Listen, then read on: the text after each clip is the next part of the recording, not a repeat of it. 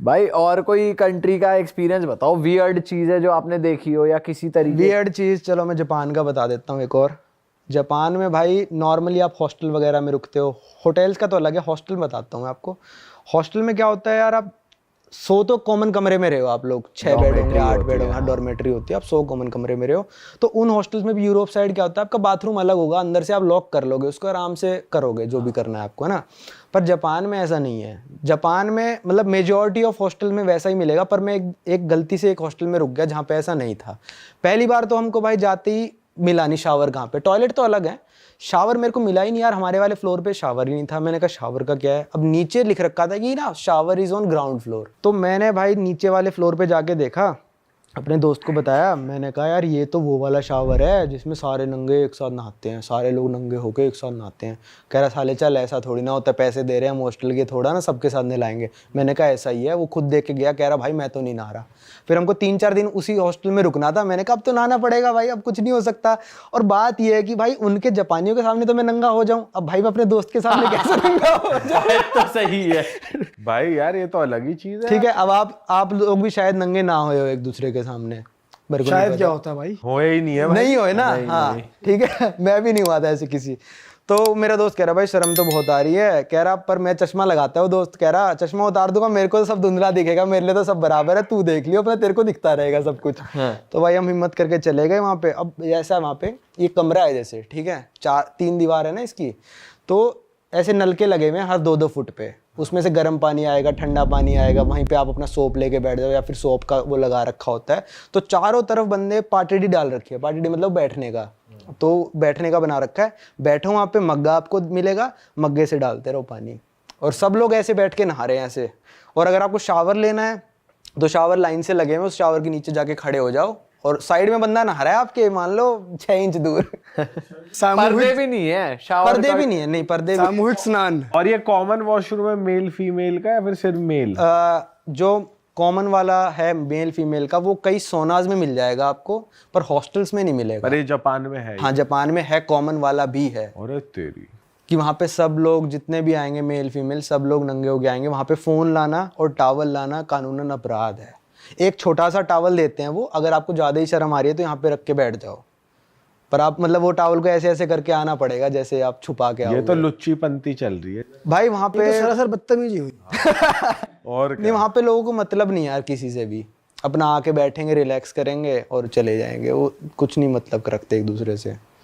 तो भाई अगर कोई जापान जा रहा है, कोई इंडियन हमारा व्यूअर, तो वो मेक श्योर करे ऐसे हॉस्टल में जाए जहाँ पे ये ना हो, और पहले से पहले मतलब इंक्वायरी करके जाए। अगर किसी को एक्सपीरियंस ही करना हो, नंगा नहाऊंगा जापानियों के साथ, तो भाई अगर हाँ, तो देख लो भैया अपने रिस्क पे। पर ओपन माइंड ठीक है, अच्छी बात है, इतना भी ओपन माइंड नहीं होना चाहिए। जो नॉर्मल हॉस्टल है ना, जैसे आप नॉर्मल हॉस्टल में रुकोगे, कुंडी तो लगाने का होता है, उनके कुंडी लगाने का नॉर्मल हॉस्टल्स में भी नहीं होता है। आप नहा रहे हो, कोई दरवाजा खोल सकता है आपका, अच्छा, सीधी सी बात है वहाँ पे। तो वो सोनाज बहुत कॉमन है वहाँ पे, जो नंगे होने वाले सोना है। उसमें क्या होता है, अंदर जो चल रहा होगा भाई बिल्कुल गर्म पानी होगा, बिल्कुल उबलता हुआ पानी, आप उसमें बैठना पड़ेगा आपको, बहुत ही गर्म। मैं तो बैठ ही नहीं पाया था, इतना इतना गर्म होता है। और बाहर जो होगा, बाहर गिर रखी होगी बर्फ, या फिर उन्होंने कर रखा होगा बिल्कुल चिल्ड पानी, बर्फ वाले एरिया में जाओगे, बाहर बर्फ पड़ रखी होगी, गर्म पानी से आओ, कूद के उसमें घुस जाओ। तो जापानी यही करते रहते हैं, नंगे नंगे घूमते तो रहेंगे। गर्म सर्द और हो जाएगा, गर्म सर्द।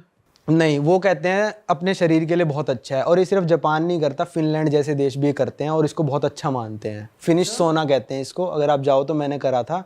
फिनिश सोना में क्या होता है वहाँ पे, मतलब ऐसा होता है कि आप सोना में गए, सोना जो नॉर्मल होता है उसमें बिल्कुल गर्म, भाई इंडिया के सोना बिल्कुल गर्म नहीं होते, वो बिल्कुल ऐसा गर्म कि आप बैठ नहीं सकते, पर बैठना पड़ेगा आपको, बैठे। और ये सिर्फ सर्दियों में होता है, वहाँ पे जब -10-20 डिग्री टेम्परेचर हो जाता है, लेक में होएगा या फिर नदी में होएगा जो जम रखी है, उसका थोड़ा सा हिस्सा तोड़ देते हैं, वो अंदर से पानी निकल आता है, तो आप पूरे गर्म हो गए, आप भागते भागते आओगे बाहर, और उस बिल्कुल चिल्ड -5-7 डिग्री वाले पानी में कूद जाओगे। वहाँ पे लड़कियां भी साथ में कूदती हैं, आप भी, पर यूरोप में थोड़ा ऐसा है कि कपड़े पहन के कूदते हो, जापान की तरह नहीं है। पर उसमें बीमार नहीं होते? बीमार नहीं होते, वो कहते हैं बॉडी के लिए अच्छा होता है, और हम हर हफ्ते करने आते हैं अपने परिवार के साथ ये चीज़। और आप घुसोगे ना अंदर भाई, मतलब वहाँ पे ज़्यादा से ज़्यादा 15-20 सेकंड आप टिक पाओगे मैक्सिमम, बोल दिया है मैंने। पहली बार तो जब मैं गया था मैं कह रहा भाई नहीं हो पाएगा, पर जब मैं घुसा मज़ा बहुत आया। 3 डुबकियों के बाद, मतलब 3 बार अंदर बाहर किया ना मैंने, उसके बाद जब मैं गाड़ी की तरफ चल के जा रहा था ना, ऐसा लग रहा था हल्का हो गया पूरा शरीर, रिलैक्स हो गया सब कुछ। तो मेरे को सर्द गर्म भी नहीं हुआ था भाई। भाई यार ये तो बहुत तगड़ी बात बताई। सर्द गर्म नहीं होएगा आपको वहाँ पे यूरोप में, यूएसए में, जापान में। तो आपके साथ क्या करेंगे, जो पानी दे के जाएगा ना वेटर, उसमें बर्फ़ होगी। बर्फ़ के बिना पानी नहीं पीते वहाँ पे लोग। आप पी लोगे? नहीं पियेंगे। हम देखो यहाँ पे पानी जो रखा है ये नॉर्मल पानी है बिना बर्फ़ के, तो वहाँ पे पानी भी बर्फ़ वाला पीते हैं। और भाई वहाँ की ना मुझे लगता है हवा भी थोड़ी साफ होती है, तो गला पकड़ता नहीं इतना। यहाँ पे आप जो थोड़ा सा कुछ कर लो तो यहाँ की हवा भी इतनी पॉल्यूटेड है कि आपका गला पकड़ा ही जाता है। भाई वहाँ तो बिल्कुल ही, मतलब मैं यूएसए में जब गाड़ी चला रहा था ना, मानोगे नहीं, मेरे को 40 किलोमीटर दूर जो पहाड़ है वो दिखने लग रहा है कि वो 40 किलोमीटर दूर है, क्योंकि मैंने नापा था गाड़ी चला के कि कितना दूर है ऊपर। वहाँ की लड़कियां, वहाँ के लोगों की बिल्ट बहुत तगड़ी होती है, हाँ, तभी रशिया यूएफसी वाले फाइटर्स मोस्टली रशिया वशिया के होते हैं, ये बढ़िया एथलीट होते हैं ये। रशिया की एक और कहानी है, थोड़ी अलग है इससे तो, लड़कीबाजी से तो वो है भाई, रशिया में दुनिया का सबसे ठंडा गांव जहाँ पे लोग रहते हैं, वहाँ का टेम्परेचर जाता है भाई -71 डिग्री का रिकॉर्ड है। क्या बात कर रहे हो? और हर साल टेम्परेचर -65 तक जाता है भाई। और वहाँ लोग रहते हैं, वहाँ लोग पूरे 12 महीने रहते हैं। काफी बड़ी पॉपुलेशन है भाई ऐसे कैसे सरवाइव? आप गए हो ना वहाँ? मैं गया हूँ वहाँ पे, मैं खुद उस गांव में गया हूँ। कुछ एक्सपीरियंस बताओ। भाई उस गांव में 5 दिन लगे थे। ठीक है। मेन सिटी से भाई पहले तो ट्रेन लेके यकुत्स्क एक टाउन है, वहां तक आपको पहुंचना पड़ता है, जो कि बहुत बड़ी टाउन है। इतनी चौड़ी नदी है भाई, 1.5 से 2 किलोमीटर चौड़ी नदी है। वो सर्दियों में पूरी फ्रीज हो जाती है, उसके ऊपर लोग गाड़ियां चलाते हैं। ये तो कॉमन है, खैर काफ़ी देशों में होता है ये सब। फिर वहाँ से एक रोड शुरू होती है जिसका नाम है रोड ऑफ बोन्स। ये है 2000 किलोमीटर लंबी रोड ऑफ बोन्स, और उसके बिल्कुल सेंटर में वो गाँव पड़ता है 1000 किलोमीटर बाद। उस रोड का नाम ये रोड ऑफ बोन्स इसलिए रख रखा है भाई क्योंकि वहाँ पे इतनी ठंड पड़ती है, -40 -50। हर गाँव में वहाँ पे इतना टेम्परेचर रहता है, -40 -50 -55 ऐसे रहता है।